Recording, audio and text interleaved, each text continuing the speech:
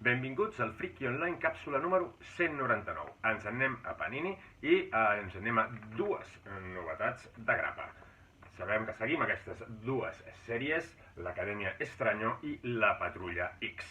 Patrulla X número 19 de Hickman en el guió, és aquest guionista que està portant tota aquesta nova etapa dels X-Men, la Patrulla X, i també en el fons coordina una mica tot el que està passant en els mutants, i amb dibuixos de Both, Corona i Cho, en el que és l'apartat artístic.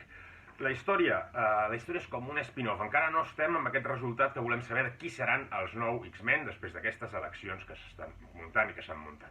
Aquí ens tira enrere en un grup de superherois que van entrar a la càmera, que és una espècie de submón on hi ha una penya que es dedica a evolucionar-se a si mateix, o sigui, fer-se com mutants però més ràpid del que toca, i que són xungos, d'alguna manera. Doncs aquesta gent es van endinsar fa temps de dins de la càmera, però dins de la càmera l'espai corre diferent. I aquí ens expliquen el que ha passat amb aquesta gent mentre estaven a dins de la càmera. Per tant, és com un tornar enrere, però amb un temps diferent que suposo que ens tornarà endavant. El dibuix molt bé, molt correcte, molt esplèndid, amb aquests dibuixants de superherois que avui en dia tots funcionen molt correctament i amb un color també molt ben col·locat. Qui són aquests superherois? Doncs ni més ni menys que Lobezna, Darwin i Synchro. Aquests tres herois que els tenim a la portada entraran aquí per veure què està passant en aquesta càmera i properament en sortiran i veurem què passa a fora. Per un altre cantó, Acadèmia Estranyo. Acadèmia Estranyo, per mi, una de les millors sèries que estan sortint en aquests moments de superherois i de caràcter juvenil, amb Scotty Young en el guió, esplèndid, Humberto Ramos en el dibuix i Delgado en el color, que tenim també important el color que ens posa Delgado. En aquest cas, que seria el número 5 de l'edició espanyola, de l'edició de Panini, ens recopila dos números de la col·lecció americana.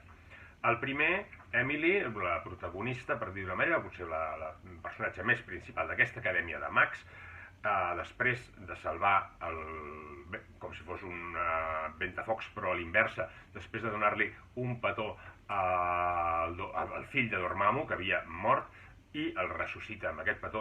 A partir d'aquí ella pensa que rebrà un escarment i el que rep és un premi de part del Doctor Estranyo.